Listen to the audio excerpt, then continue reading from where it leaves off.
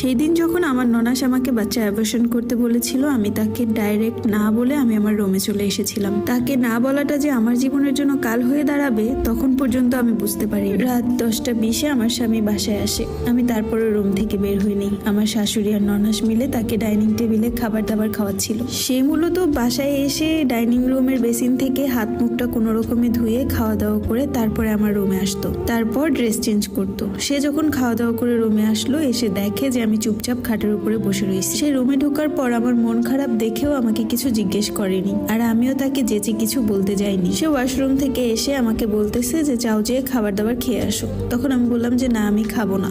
সে আমাকে বললো কেন খাবে না? আমি বললাম আমি যদি এখন খাবার খেতে যাই, খাবারের সাথে কোনো ওষুধ মিলিয়ে আমার বাচ্চাটাকে নষ্ট করে ফেলবে। তখন আমার স্বামী আমাকে কোনো কথা না বলে ঠাস করে আমার গালে একটা চটকনা মেরে বসে আর বলে, তোর এত বড় সাহস, আমার মা বোন তোর ক্ষতি করতে চায় নাকি তুই আমার ভবিষ্যৎ নষ্ট করতেছিস? এই থাপ্পড়টা খেয়ে হাতটা গালের মধ্যে রেখে আমি তার দিকে তাকিয়ে রইলাম, আর আমার চোখ দিয়ে অনাবরত পানি পড়তেছে।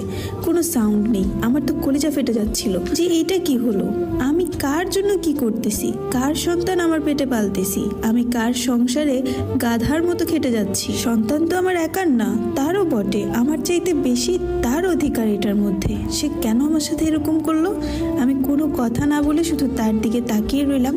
আরও সে যেন আমাকে কি কি বললো আমার কোনোটাই মাথায় ঢুকলো না। শুধুমাত্র আমি তার দিকে তাকিয়ে তার মনোভাবনা বুঝতেছিলাম। সে আমাকে যতগুলো কথা বলছিল তার চোখ মুখ ভঙ্গিমা এমন ছিল সে রাস্তার একটা কুকুরকে কথা শোনাচ্ছে। তার কথাগুলো সহ্য করতে না পেরে তারপর আমি মুখ খুলে বললাম, তোমার বাসায় বিয়ে হয়ে আসার পর থেকে আমি গাধার মতো খেটে যাচ্ছি। বাসার বুয়াকে পর্যন্ত তোমার মা বোন বের করে দিছে। এখন আমাদেরও তো একটা ভবিষ্যৎ আছে। আমাদের সন্তান যদি পৃথিবীতে আসে, সেই সন্তানকে খাওয়ানো পড়ানোর মতো মুরাদ কি তোমার নেই? তুমি কি অ্যাবিলিটিহীন মানুষ? তুমি কি টাকা পয়সা ইনকাম করো না, নাকি তুমি কাপুরুষ? এই কথা বলার পর সে আমাকে আরো 2টা চটকনা মারে। তারপর আমাকে খাটের উপরে ধাক্কা মেরে ফেলে সে রুমটা থেকে বের হয়ে যায়, দরজাটা থাম করে খুলে। ডাইনিং রুমে যেয়ে আমার শাশুড়িকে আমার শাশুড়ির রুম থেকে ডেকে বলে, মা আপা এক্ষুনি ওকে ওর বাপের বাড়িতে পাঠিয়ে দাও। ওর মা বাবাকে ফোন দিয়ে বলো এই মেয়ে আমার সংসারে আর থাকবে না। আমার ঘরে খেতে হলে আমার মা বোনের কথা শুনেই চলতে হবে। আর যদি ও তোমাদের কথা শুনতে না পারে তাহলে ওর কানে সীসা ঢেলে দাও, আর না হলে ওকে লাথি মেরে ওর বাপের বাড়িতে পাঠিয়ে দিয়ে আসো।